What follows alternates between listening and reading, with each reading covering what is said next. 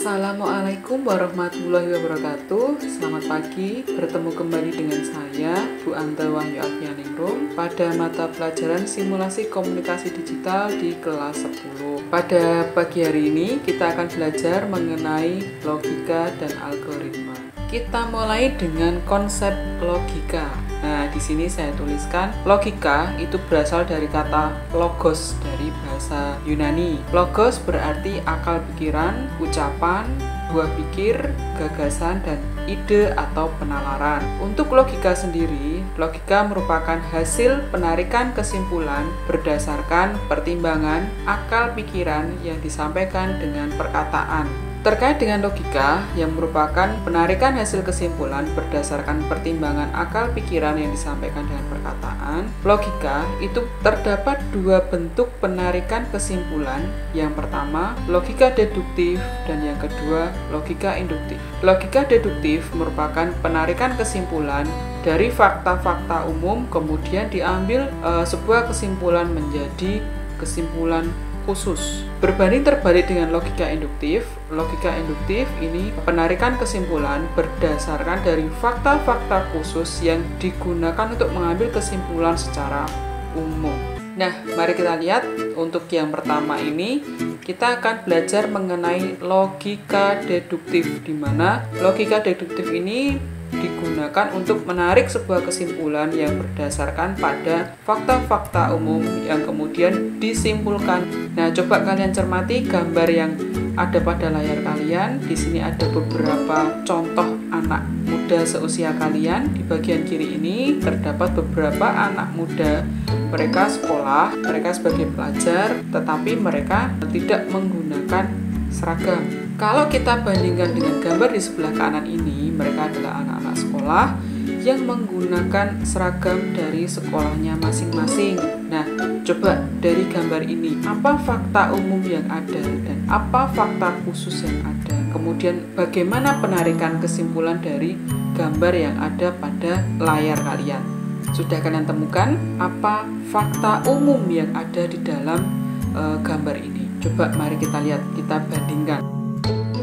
Penjelasan dari gambar tadi bahwa fakta umum semua siswa SMK Dirgantara Putra Bangsa berseragam, bersih, dan rapi. Fakta khususnya kita akan mengambil salah satu contoh siswa. Rani merupakan siswa SMK Dirgantara Putra Bangsa. Nah, kesimpulannya yaitu Rani harus berpakaian bersih dan rapi, atau Rani siswa SMK Dirgantara Putra Bangsa harus berpakaian bersih dan rapi. Atau Rani merupakan siswa SMK Dirgantara Putra Bangsa harus berpakaian seragam bersih dan rapi. Nah, kita cermati untuk contoh-contoh logika induktif, di mana logika induktif ini merupakan penarikan kesimpulan dari fakta-fakta khusus untuk diambil sebuah kesimpulan secara umum. Kita cermati gambar di layar kalian. Ada 6 gambar yang semuanya memiliki kesamaan yang sama. Gambar yang pertama ini adalah seekor angsa yang sedang meminum air di pinggir kolam. Kemudian di sini ada gambar seekor monyet yang baru memegang segelas air dan kemudian dia meminumnya. Gambar yang ketiga ini adalah gambar di mana tanaman diberikan air agar tumbuh. Gambar yang keempat ini tanaman bunga, mereka membutuhkan air untuk tumbuh. Gambar yang kelima ada seorang laki-laki yang baru meminum air dari botolnya. Nah, yang di bawah ini ada seorang wanita yang baru memegang gelas yang berisikan air dan dia seolah-olah akan meminum air tersebut. Nah, coba dicermati dari fakta-fakta khusus yang ada ini. Nah, tadi kita sudah lihat dari gambar tadi, fakta khususnya bebek dan monyet membutuhkan air untuk hidup. Fakta khusus yang kedua, tumbuhan membutuhkan air untuk hidup. Dan yang terakhir, manusia membutuhkan air untuk hidup. Dari fakta-fakta khusus yang ada, dari 3 fakta khusus yang ada ini, kita bisa menarik sebuah kesimpulan secara umum, makhluk hidup membutuhkan air untuk hidup. Nah, kita sampai pada manfaat logika. Manfaat logika yang pertama yaitu menyatakan dan menjelaskan menggunakan prinsip abstrak yang dapat dipahami. Nah, misalnya kalian mau menjelaskan sesuatu tetapi bingung mau menjelaskannya seperti apa, kalian tahu, oh ini penyelesaiannya seperti ini dan sebagainya. Kalian bisa mengungkapkan, bisa mengemukakan kepada orang lain bahwa beginilah kita harus menyelesaikan permasalahan yang ada. Manfaat yang kedua yaitu melatih dan mengembangkan daya pikir kita. Kalau logika kita tidak digunakan, daya pikir kita tidak digunakan, kemungkinan kemampuan berpikir kita lama-kelamaan akan semakin menurun. Manfaat yang ketiga yaitu mencegah tersesat dalam segala sesuatu. Kalau kita mempunyai logika, mempunyai daya pikir, atau mempunyai gagasan atau cara berpikir, kita kemungkinan tidak akan tersesat pada segala sesuatu. Semisal kalian menerima informasi-informasi yang mungkin belum bisa dibuktikan kebenarannya, maka kalian harus mencari informasi-informasi terkait dengan informasi apa yang kalian terima. Itu kalian harus mencarinya agar kita tidak tersesat dengan informasi-informasi yang beredar. Manfaat yang keempat yaitu membantu berpikir secara mandiri. Logika ini bisa membuat kita menjadi berpikir secara mandiri. Semisal kalian menemukan sebuah soal atau pertanyaan yang mungkin kalian kok sulit untuk menjawab dan sebagainya. Kalian mencoba untuk mencari jawaban dari pertanyaan tersebut. Kalian mencoba mencari sumber informasi yang lain. Manfaat yang kelima yaitu berpikir cepat, tepat, dan teratur. Logika ini akan membantu kalian dalam berpikir cepat, tepat, dan teratur dalam pengambilan sebuah keputusan. Nah, ini ada gambar lagi, coba perhatikan gambar ini. Peristiwa apa yang ada di dalam gambar tersebut? Kalau kita cermati, dalam gambar ini ada seorang laki-laki, dia baru duduk termenung, dan di sebelah sini ada beberapa anak tangga dan ada lampu-lampu serta ada beberapa jalur. Di bawah ini ada jalur-jalur untuk menuju sebuah puncak, dimana kalau melihat jalur-jalur ini seperti benang yang kusut. Padahal kalau kita lihat untuk meniti sebuah tangga kita hanya akan meniti satu persatu anak tangga. Tetapi di dalam sebuah pemikiran untuk satu persatu anak tangga ini kita harus mempunyai cara berpikir bagaimana kita bisa naik ke tangga tersebut. Bagaimana untuk menaiki tangga tersebut kita tidak tergelincir, kita tidak jatuh ke bawah. Nah, ini yang kita gunakan adalah logika kita, cara berpikir kita. Jadi di sini diibaratkan di setiap anak tangga itu kita menemukan satu wawasan, satu ilmu untuk bisa sampai ke tujuan akhir. Nah, kita sampai ke konsep algoritma. Kalau kalian tadi sudah melihat gambar seorang laki-laki yang di sampingnya ada anak tangga dengan lampu-lampu, apa sih hubungannya gambar tersebut dengan algoritma?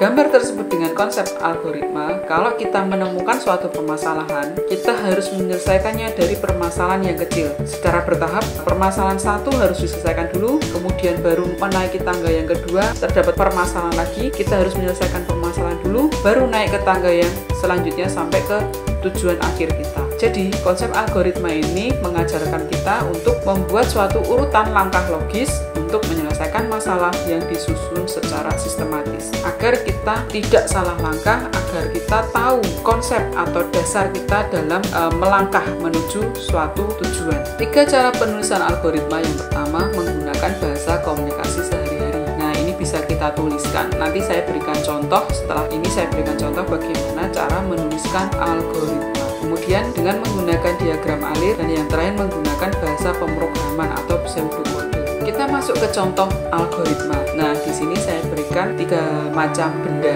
yang sehari-hari kita temui dan sehari-hari kita konsumsi. Yang pertama ada teh hijau, kemudian yang kedua ada kopi, yang ketiga di sini ada sajian mie. Apa sih hubungan gambar-gambar ini dengan algoritma? Hubungan gambar-gambar ini dengan algoritma yaitu gimana sih cara membuat teh yang benar, bagaimana cara membuat kopi yang benar, dan bagaimana cara membuat mie instan agar bisa dikonsumsi. Nah, gimana cara buatnya? Ayo, mungkin di antara kalian antara satu dengan yang lain memiliki perbedaan atau kesamaan langkah. Nah, di sini algoritma berperan dalam membuat suatu langkah yang dimulai dengan pemberian instruksi-instruksi atau perintah-perintah sehingga apa yang kita inginkan itu terwujud. Nah, mari kita lihat contoh algoritma yang pertama. Contoh algoritma yang pertama yaitu membuat kopi. Untuk membuat kopi, setiap orang pasti memiliki gayanya masing-masing, mempunyai seleranya masing-masing. Nah, di sini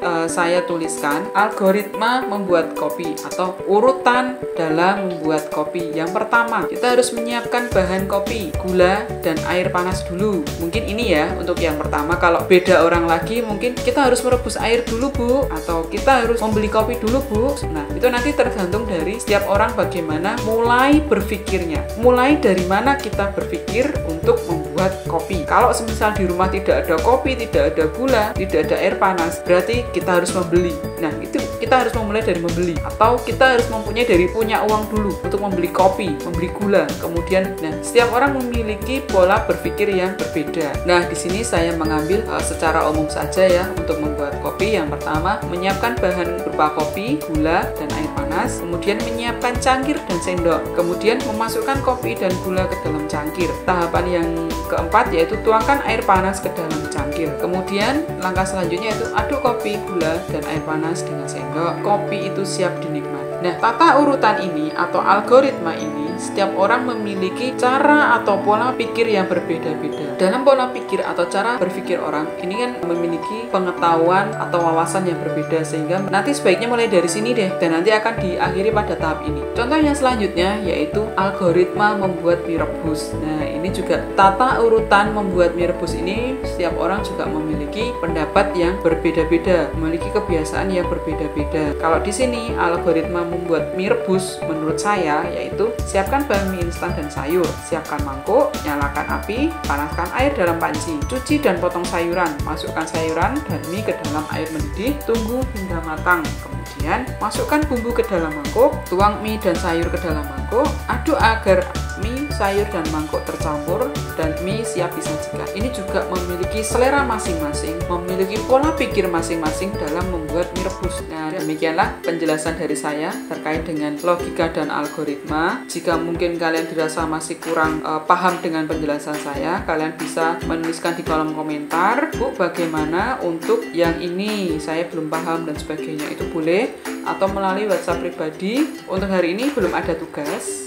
Silakan kalian cermati dulu apa yang sudah saya jelaskan. Kemudian di lain hari kita akan mencoba untuk membuat algoritma dan yang lainnya. Terima kasih atas perhatiannya. Kalian sudah mau mendengarkan dan menyimak penjelasan saya serta membaca materi yang sudah saya bagikan. Semoga pada hari ini kalian dalam kondisi yang baik dan bisa menjalankan aktivitas. Dan untuk teman-teman yang dalam kondisi kurang baik atau kurang sehat, saya doakan segera cepat membaik. Jangan lupa kalian tetap menerapkan protokol kesehatan dalam kehidupan sehari-hari kalian. Akhir kata, wassalamualaikum warahmatullahi wabarakatuh.